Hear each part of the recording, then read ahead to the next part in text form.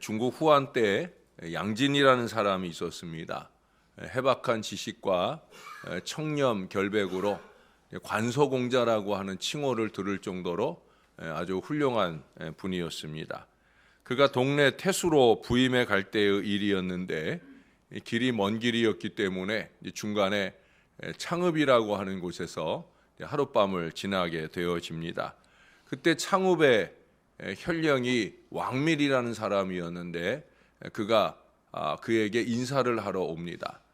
사실은 양진이 이 왕밀을 전에 다른 벼슬에 추천을 해준 적이 있어요. 그러니까 은혜를 입은 입장에서 자기 마을에 와서 양진이 하룻밤 머물고 간다는 얘기를 들을 때 고마운 마음으로 이제 찾아온 거예요. 밤이 되자 왕밀은 감사를 겸하는 마음으로 은밀히 품고 온 금 열량을 양진 앞에 내놓습니다. 양진은 이를 거절하면서 조용히 타일렀어요. 나는 그대를 정직한 사람으로 알고 있었는데 정녕 그대는 나를 이렇게 대하다니 섭섭하구만 하는 마음을 표현을 합니다.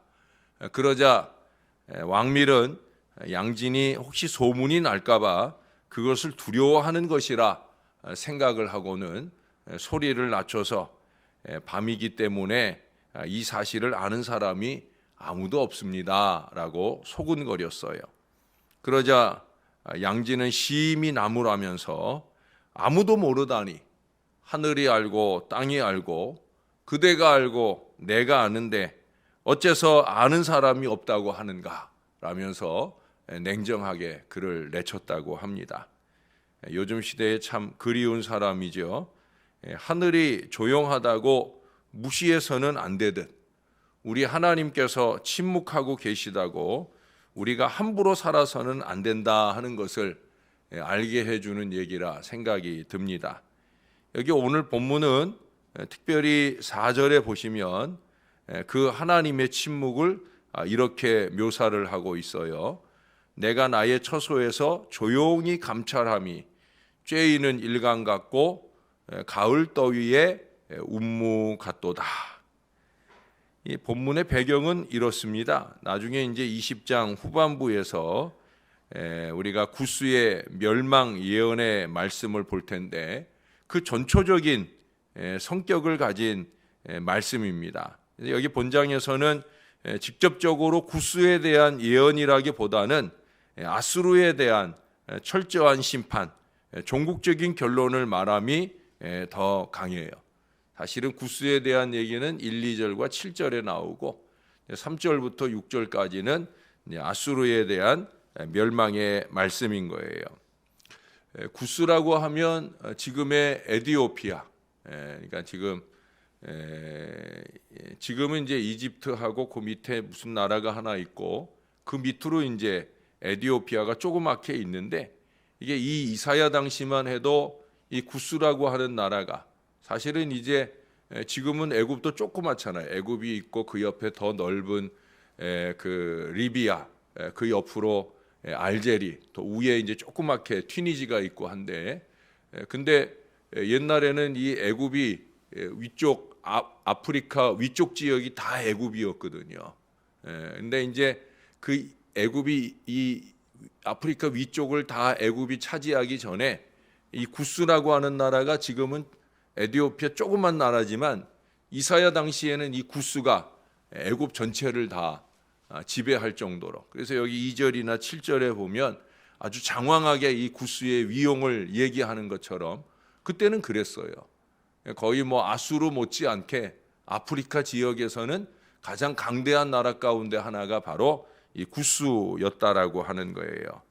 근데 이 구스가 아수르라고 하는 강대국이 이제 유대 나라를 쳐들어와서 1차 침공을 했었고, 그리고 이제 자국의 문제 때문에 돌아갔다가 다시 또 2차 침공을 위해서 준비하고 있다고 하는 소식을 접하게 됩니다. 그러니 조금 걱정되기는 하는 거예요. 왜? 이제 위에서 이렇게 내려오는 아수르가 팔레스타인 지역, 유대 지역을 점령하고 나면 그 다음은 이제 북아프리카, 자기네 나라 쪽으로 쳐들어오게 될 것이다 하는 것이 뻔하기 때문에 그래서 자국 군대를 소집하면서 또 한편으로는 유대 땅에 사신을 보내어서 연합군을 결성하자 하는 이 시도를 하고 있는 거예요. 그래서 오늘 이사야의 예언은 걱정 말고 고국으로 돌아가라, 사신들은 돌아가라 하는 얘기가 1절, 2절에 나오는 거고요. 3절부터 6절까지는 이제 아수르를 우리 하나님께서 멸망시킬 것이다 하는 얘기고요. 그리고 7절에서는 그러므로 나중에 유대의 구스가 예물을 드리게 된다. 다시 말해서 하나님께서 알아서 다 처리해 주실 테니까 만군의 여호와의 이름이 있는 이 시온산으로 예물이나 봉헌하라 하는 그런 말씀을 오늘 해주고 있는 겁니다. 아수르의 멸망 과정을 말씀하고 있는 이 3절부터 6절까지의 말씀이 본장의 핵심 구절이라고 할 수 있습니다. 3절에 보시면 아수르가 세력 확장을 위해서 기치를 세운다. 이 기치를 세운다는 건 이제 군사를 모집한다는 거예요. 그리고 그 다음에 뭐라고 그래요? 나팔을 분다. 이제 침공이 시작되어진다는 거예요. 아주 강력하게 휘몰아치고 내려올 거라는 거죠. 처음에는 여호와께서 침묵하고 지켜보신다 하는 게 4절의 말씀입니다. 근데 이러한 침묵은 인류 역사를 진행하시는 하나님의 섭리의 한 과정일 뿐이에요. 그러나 아수르의 침략이 이제 결실할 즈음에 거기 보면 꽃이 떨어지고 포도가 맺혀 익어갈 때 바로 그게 이제 아수르의 계획이 결실되어져 가는 때, 그때 이제 하나님께서 그들을 철저하게 파멸시킬 것이다 라는 걸 5절과 6절이 말씀해 주고 있는 겁니다. 아직까지는 하나님께서 침묵 가운데 지켜보시지만 결국은 하나님께서 그 교만한 악인의 융성을 저지하실 테니까 걱정할 필요가 없다 하는 것을 말씀해 주고 있는 거예요. 이것을 믿는 우리에게 하나님의 침묵이 참된 소망을 갖고 인내할 만한 은총의 보장일 뿐 아니라 우리 하나님께서 침묵하신다고 해서 우리가 함부로 살아서는 안 된다 하는 경종을 우리 스스로의 마음 가운데 울려줄 수 있어야 될 것입니다. 옛날 우리 선조들은 사람의 행동 윤리 가운데 신독이라고 하는 것을 강조했어요. 기억나셔요? 우리 윤리 시간에, 도덕 시간에 공부했던 거예요. 신독. 이 신독이라는 것은 사람이 혼자 있을 때 도리에 어그러짐이 없이 잘 삼가야 된다 하는 것을 의미하는 거예요. 사람들 있을 때 말고 혼자, 사람들 볼 때 들을 때 말고 혼자 있을 때 자기의 삶을 바르게 지켜갈 수 있어야 된다. 그게 바로 신독입니다. 우리 선조들은 모든 것을 감찰하시는 하나님에 대해서 잘 몰랐지만은 이 신독을 통해서 자칫 사람들이 없을 때 해이해지고 함부로 하기 쉬운 그 몸과 마음가짐을 절제하도록 가르치고 실행했었다라고 하는 거예요. 중국 고전에도 그 채근담이라는 게 있는데 거기에도 이런 말이 있어요. 간에 병이 나면 앞을 볼 수 없고 콩팥에 병이 나면 소리를 듣지 못한다. 병은 사람이 보지 못하는 곳에서 생기지만 결국 사람이 보는 곳에서 나타난다. 그러므로 군자는 사람이 밝게 보는 곳에서 죄가 드러나지 않으려면 먼저 사람이 보지 못하는 곳에서 죄를 짓지 말아야 된다. 사람이 적어놓은 글이지만 참 좋은 도전이 되는 것 같아요. 결국은 다 드러낼 때가 온다는 거예요. 그 다 드러날 때 그때 후회해서는 늦는다는 거죠.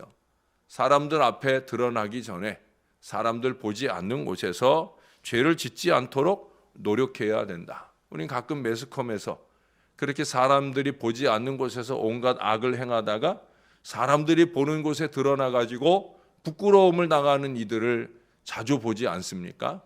근데 사실은 우리가 그런 어리석음 속에 살 때가 너무나 많다는 거예요. 사랑장이라고 말씀하고 있는 고린도전서 13장 12절에는 의의 말씀을 우리들에게 들려줍니다.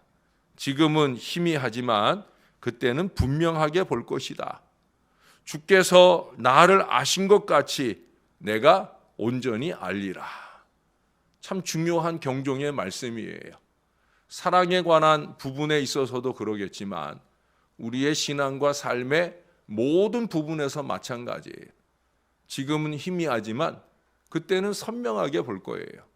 아니, 우리가 희미하게 보는 것조차 하나님은 선명하게 보고 계시고, 결국 그 하나님께서 아시는 것처럼 우리도, 나 이외의 모든 사람들도 알게 되는 순간이 올 수 있다는 거예요.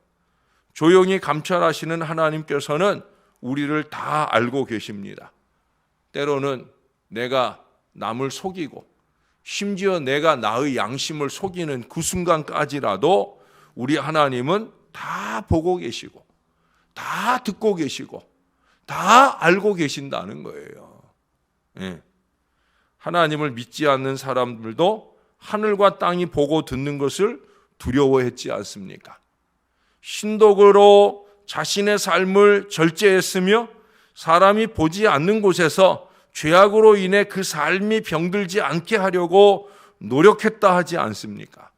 그렇다고 하면 하나님을 믿고 두려워하는 저와 여러분으로서는 더더욱더 침묵 가운데 보고 계시는, 침묵 가운데 듣고 계시는 우리 하나님 앞에서 겸손하게 우리의 언행을 지켜야 할 것입니다. 그래서 계속해서 코람데오가 강조될 수밖에 없는 거예요. 하나님 앞에서 이 의식을 놓치지 말고 살아야 된다는 거죠. 나의 성실을 지켜내야 되고 하나님 보시기 좋은 일들을 주 안에 이루어내는 믿음으로 살아야 된다는 거예요. 여기 4절에 보면 하나님의 조용한 감찰을 뭐라고 표현하고 있어요? 쬐이는 일광 같고 가을 더위에 운무 같다라는 비유를 말씀하고 있어요. 한낮의 햇빛과 저녁의 이슬을 말하는 거예요.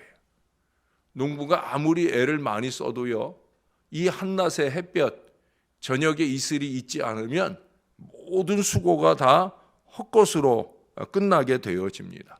수고가 의미가 없다는 거예요. 하나님의 감찰도 마찬가지예요. 우리가 아무리 애쓰고 수고하고 난리를 쳐도요, 하나님이 그 감찰하시는 은총으로 우리를 보아주시고 보시는 그대로 우리 가운데 역사를 주시지 않으면, 그러면 우리의 모든 애쓰고 수고하는 것이 다 쓸데없는 일이라는 거죠. 그래서 기도해야 되는 거예요. 하나님이 들으시도록 우리의 간절함을 올려드려야 되는 것이고요, 하나님이 보실 수 있도록 우리의 성실한 수고를 아끼지 말아야 되는 거예요. 이게 지금 우리가 할 때는 정말 아무것도 아닌 것처럼 보이지만 나중에 결과를 놓고 보면 결국 우리가 주님께 보여드리고 들려드린 그대로의 결실을 보게 되는 거예요.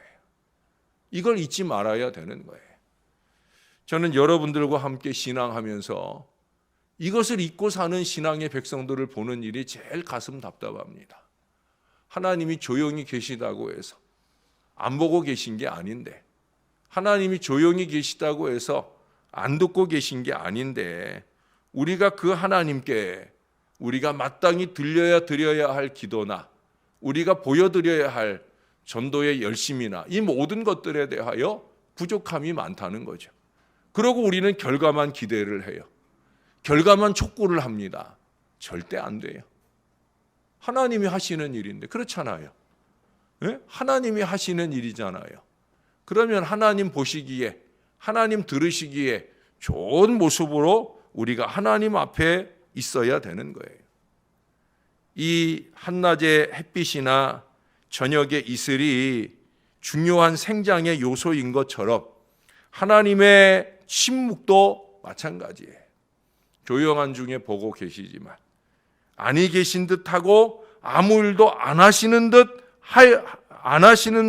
보이지만, 그러나 하나님은 자신의 의도하심으로 역사를, 또한 우리의 삶과 미래를 이끌어 가시는 하나님이시다라고 하는 거예요. 그러니 우리 하나님께서 침묵 가운데 계시다 하는 사실을 두려워하면서 우리의 삶을 절제할 수 있어야 되고, 우리의 간절한 마음을 하나님께 토하는 이 믿음의 신앙이 우리에게 있어야 됩니다. 여러분, 다시 한번 여러분에게 선언합니다. 앞으로도 저는 여러분들에게 수없이 이 선언을 할 것입니다. 하나님이 듣고 계십니다. 하나님이 보고 계십니다. 하나님이 감찰하십니다. 저나 여러분들이 코람데오의 신앙으로 그 하나님 들으시기에 좋은 간절하고 뜨거운 기도로, 그 하나님이 보시기에 좋은 정말 절제되고 헌신하고 그리고 아름답게 삶을 이루어가는 그 귀한 모습들을 통해서 우리 감찰하시는 하나님, 침묵 가운데 보고 들으시는 그 하나님이 저와 여러분의 미래에 축복된 역사를 주시는 건강한 신앙의 백성들이 다 되어 주시기를 우리의 구주가 되시는 예수님의 이름으로 간절히 축원합니다. 기도하겠습니다. 부족한 종의 목회 중에 끊임없이 미래를 내다볼 수 있는 그런 현실을 주심이 때로는 감사하기도 하고 때로는 안타깝기도 합니다.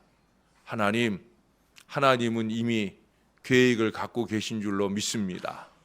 그 계획이 우리를 위하여 아름답게 꽃피울 미래가 되기 위하여 하나님, 우리는 우리의 하여야 할 일을 해야 될 줄로 믿습니다. 주님이 다 듣고 계시니 우리는 열심으로 기도하고 우리의 모든 것들을 의뢰해야 할 것이고, 주님이 역사하시라고 믿는 믿음을 가지고 우리가 주님 안에 행해야 할 우리의 성실한 노력들을 기울여 가야 할 것입니다.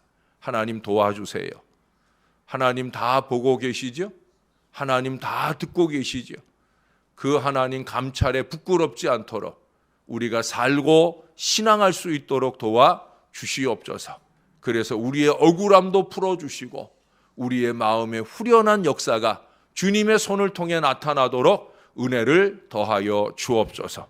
누가 보거나 보지 않거나 누가 하거나 하지 않거나 우리는 우리의 일들을 하여야 할 것입니다. 저와 이 모든 주의 자녀들이 더 열심으로 기도하고 매달리며 하늘 아버지의 도움을 구하는 신실한 믿음의 자녀들 다 되게 도와 주시옵소서. 주님 앞에 우리가 쏟는 눈물을 주님이 꼭 기억하시고 역사를 주시리라고, 주님, 우리가 믿으며 행하는 하나님 사람들 다 되게 은혜를 베풀어 주시옵소서. 우리에게 따뜻한 햇볕을 주시고 서늘한 안식을 더하여 주실 줄로 믿습니다. 그래서 감사합니다. 예수님의 이름으로 기도합니다. 아멘.